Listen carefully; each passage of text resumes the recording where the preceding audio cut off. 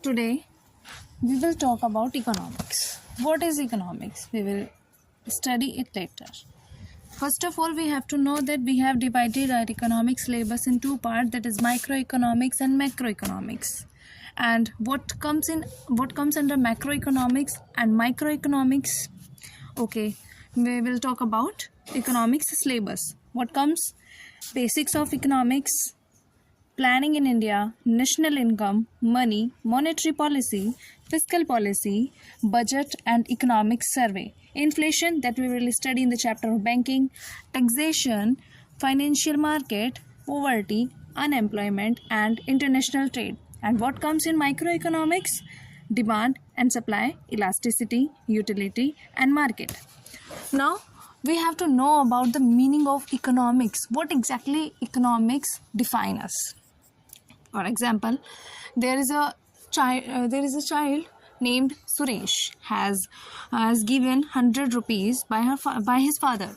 He is a 15 years old child and he wants to use that limited amount of 100 rupees into various needs. Like he wants to watch a movie, he wants to play, he wants to buy toys, he wants to play games, he wants to buy food, he wants to do savings also, so that he can use that saving amount later on.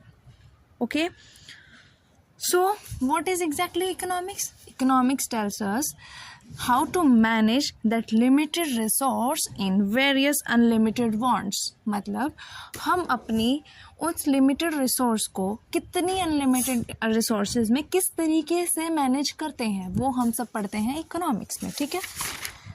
What is economics? Economics is the study of human resources in which we study the distribution of limited resources in unlimited wants. But I had earlier told you, wants versus needs. अब हम दो चीज़ें पढ़ते हैं, wants और needs. होती क्या है wants और needs में, डिफरेंस क्या है? देखो, needs क्या है? needs क्या होते हैं? ज़रूरत. Needs is a state of mind in which you feel deprived of something. When you lack something, you need something, you feel that it is lacking in your life. Then you think it is the need of your life. And what is wants? Wants is need plus power and ability. When you have that power, you have that ability to fulfill your need immediately. That is want. Wants is something you desire. Okay, so I think you have got cleared the idea of wants and needs. Types of goods. Goods are of various kinds. As सबसे पहले क्या होता है कि हम जब जीना शुरू किया, हमारा जो हम समझ सकते हैं हमारी जो फर्स्ट सिविलाइजेशन थी, उन्होंने अपना सेटलमेंट शुरू किया. उन्होंने सेटल होने के लिए सबसे पहले क्या शुरू किया? उनको किस चीज़ की ज़रूरत लगी? उनको लगी they needed food, they needed house and they needed clothes. Okay, this is the basic need of every settlement. Those goods which are needed for the ensuring of survival, that are basic needs. For example, food, shelter and cloth, जिसको हम बोलते हैं रोटी कपड़ा मकान. And second one is security goods.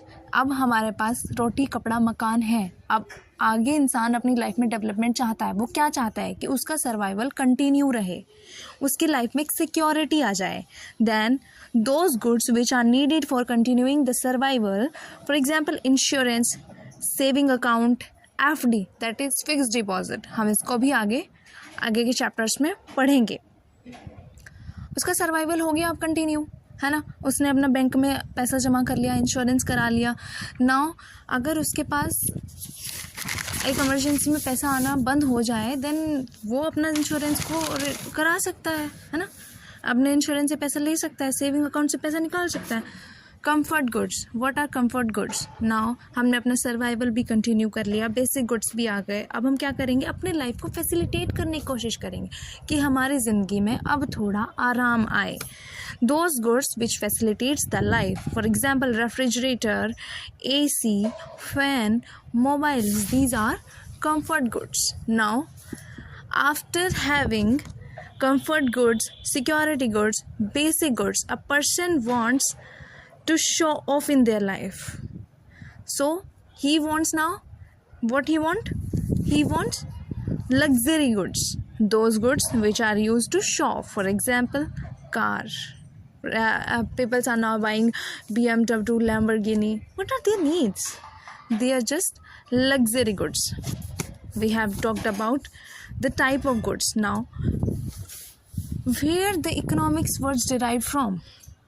The word economics is derived from the Greek word oikonomia. Why we use? You have noticed that there are many words which are written in Greek words. Why we use Greek words? Because Greek language has been abolished now. Now there is no change in Greek words, so we use Greek words, Latin words to define a specialized term. So what is economics? Economics is derived from a word oikonomia. What does okio means? Okio means household. Namia means management, means that how we manage our household, how we manage our household resources to get our basic goods, security goods, comfort goods, and to make our life luxurious. We know that a word Arthashastra. We have already heard about the word Arthashastra. It has two meanings. In Sanskrit, it means Arth plus Shastra.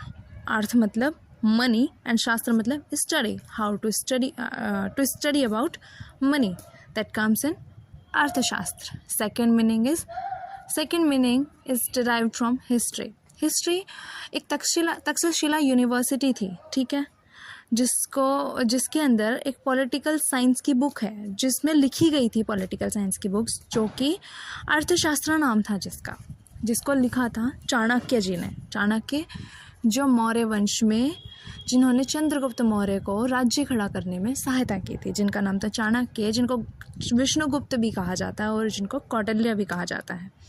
ठीक है, हमने जाना अर्थशास्त्र क्या होता है। अब हम जानते हैं father of economics.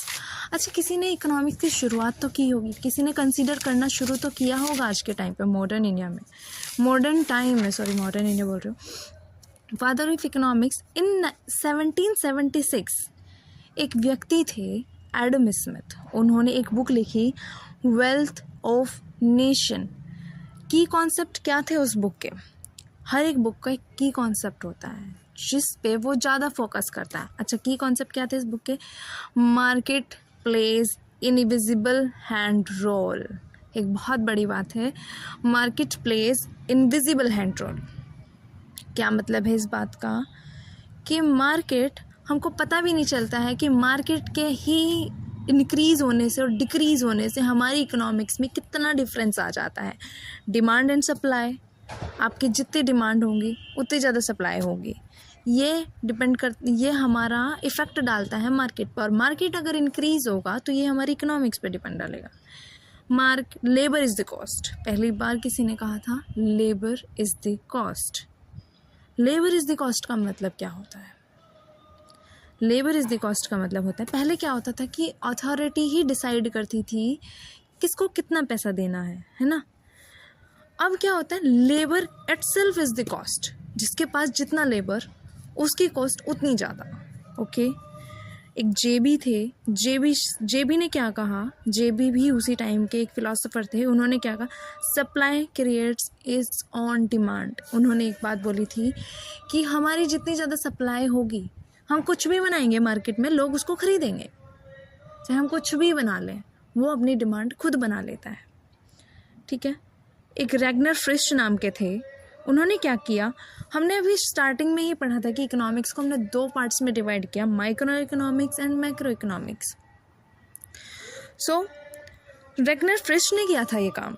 Ragnar Frisch ने इकोनॉमिक्स को दो पार्ट्स में डिवाइड किया, micro economics and other one is macro economics. And what is the difference between micro economics and macro economics? We can see that micro means at a very small level. when we study something at individual level, and when we can study something at individual level, that comes in microeconomics. For example, cost. We can define an individual's cost, individuals products cost, huh? What about macro? Macro doesn't define an individual's prospectus. It if we talk about population, we cannot tell about only a single person. We have to take an aggregate of something, है ना? So mainly the difference between microeconomics and macroeconomics. Micro means micros से लिया गया ये word है. माइक्रोस भी Greek word है. इसका मतलब होता है individual. macro is taken from macros, that means aggregate. Microeconomics, it is defined as the individual study or per unit study. Okay, what is macroeconomics? It is defined as the aggregate study or wholesome study. ये aggregate study होती है और wholesome study होती है किसी भी चीज़ के बारे में. अच्छा, इकोनॉमिक्स, माइक्रो इकोनॉमिक्स एग्जाम्पल क्या क्या होंगे? Cost, demand, supply, revenue, utility, market. अब जब हम utility, market, supply, demand, cost की बात करते हैं तो हम सिंगल के बारे में बात कर सकते हैं, सिंगल यूनिट की बात कर सकते हैं. What about macro economics example? Population, poverty, unemployment, national income. अच्छा, एक व्यक्ति थे J.M. केन्स. उन्होंने क्या किया था? उन्होंने मॉडर्न इकोनॉमिक्स के बारे में बात की थी.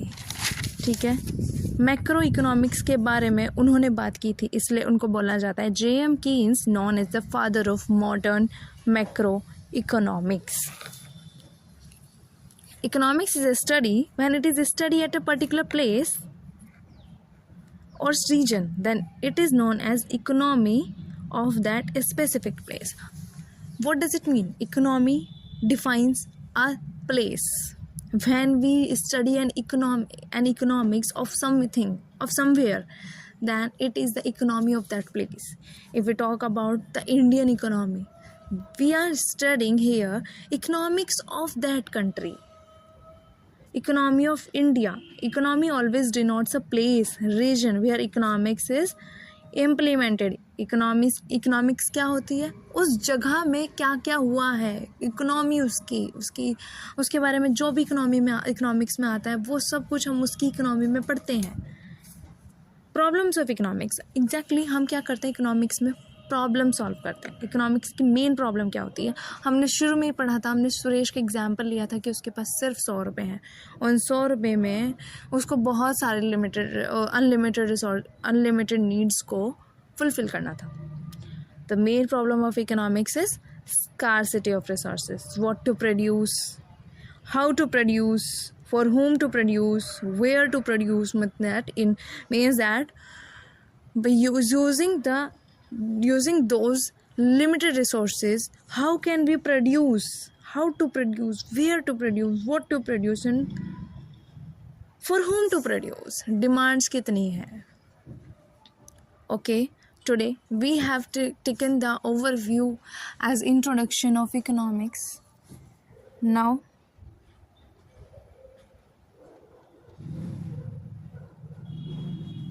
thank you.